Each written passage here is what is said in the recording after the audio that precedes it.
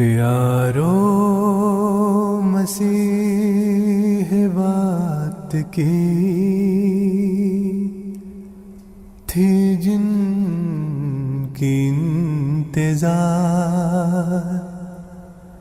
راہ تکتے جن کی کروڑوں ہی مر گئے، کروڑوں ہی مر گئے۔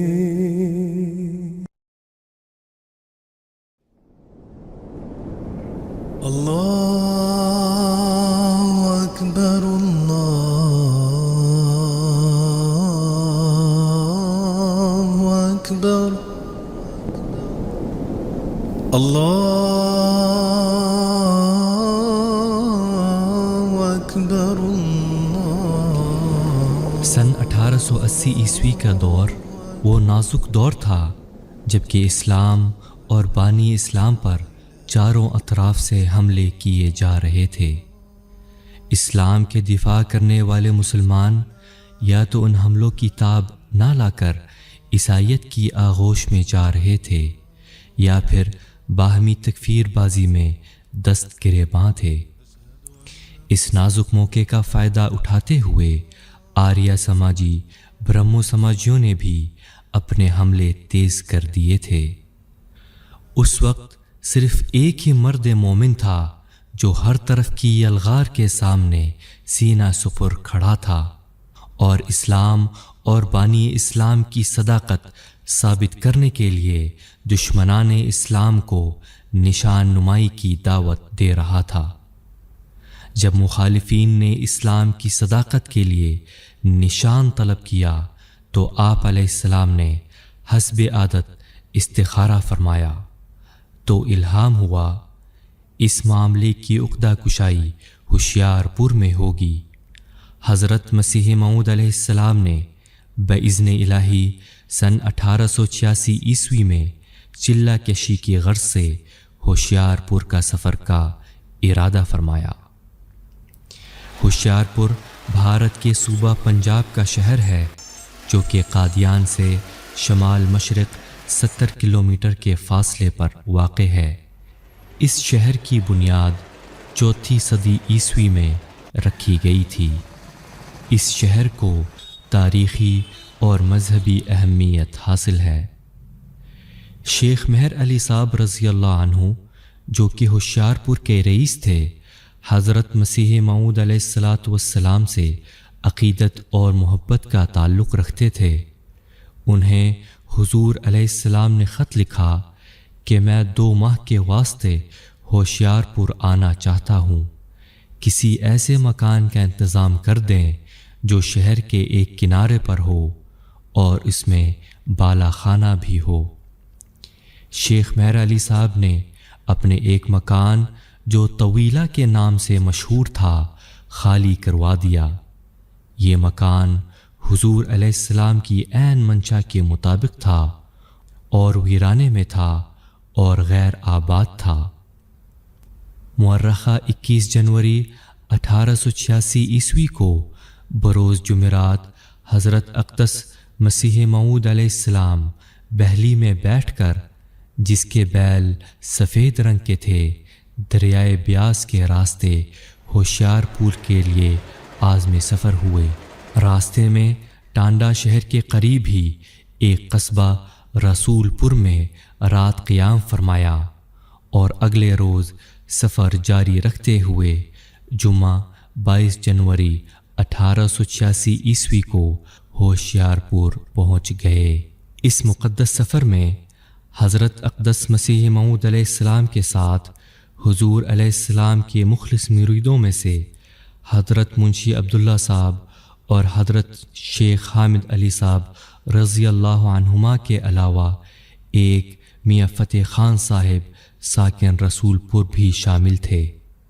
ہوشیار پور پہنچتے ہی حضور علیہ السلام نے طویلہ کے بالا خانے میں قیام فرمایا اور تینوں بزرگ خدام کے ذمے الگ الگ کام مقرر فرما دیے۔ حضرت منشی عبداللہ سنوری صاحب رضی اللہ عنہ کے سپرد کھانا پکانے کا کام ہوا، فتح خان صاحب کی ڈیوٹی لگائی گئی کہ وہ بازار سے سودا وغیرہ لایا کرے۔ حضرت شیخ حامد علی صاحب رضی اللہ عنہ کا یہ کام مقرر ہوا کہ گھر کا بالائی کام اور آنے جانے والے کی مہمان نوازی کریں۔ حضرت مسیح موعود علیہ السلام نے اپنے صحابہ کو یہ حکم دیا کہ ڈیوڑی کے اندر کی زنجیر ہر وقت لگی رہے اور گھر میں بھی کوئی شخص مجھے نہ بلائے۔ میں اگر کسی کو بلاؤں تو وہ اسی حد تک میری بات کا جواب دے جس حد تک کہ ضروری ہے، اور نہ اوپر بالا خانہ میں کوئی میرے پاس آوے۔ میرا کھانا اوپر پہنچا دیا جاوے، مگر اس کا انتظار نہ کیا جاوے کہ میں کھانا کھا لوں۔ خالی برتن پھر دوسرے وقت لے جایا کریں۔ عرصہ چلہ کشی کے دوران حضرت مسیح موعود علیہ السلام ساری نمازیں انفرادی ہی پڑھا کرتے تھے، اور صرف جمعے کی نماز شہر کے باہر کسی باغ میں ویران پڑی مسجد میں ادا کی جاتی تھی۔ اس عظیم مجاہدہ کے دوران اللہ تعالیٰ کی طرف سے حضور پر آسمانی افضال اور انوار کے بے شمار دروازے کھولے گئے اور بار بار مکالمات و مخاطبات سے نوازا گیا۔ اس مبارک چلہ کشی کے دوران حضرت اقدس مسیح موعود علیہ السلام نے 20 فروری 1886 عیسوی مطابق 15 جمادی الاول 1303 ہجری کو ایک اشتہار لکھا جو پہلی بار اخبار ریاض ہند امرتسر مورخہ 1 مارچ 1886 عیسوی میں بطور ضمیمہ شائع ہوا، جس میں پیش گوئی مسلم موعود کی بشارات ہیں۔ جب 40 دن گزر گئے تو پھر آپ علیہ السلام حسب اعلان 20 دن اور وہاں ٹھہر گئے۔ ان دنوں میں کئی لوگوں نے دعوتیں کیں اور کئی لوگ مذہبی تبادلہ خیالات کے لیے آئے، اور باہر سے حضور علیہ السلام کے پرانے ملنے والے لوگ بھی مہمان آئے۔ انہی دنوں میں ماسٹر مرلی دھر صاحب جو آریہ سماج ہوشیار پور کے ایک ممتاز رکن تھے سے مباحثہ ہوا، جس کی رویداد سرما چشم آریہ کے نام سے موسوم ہے۔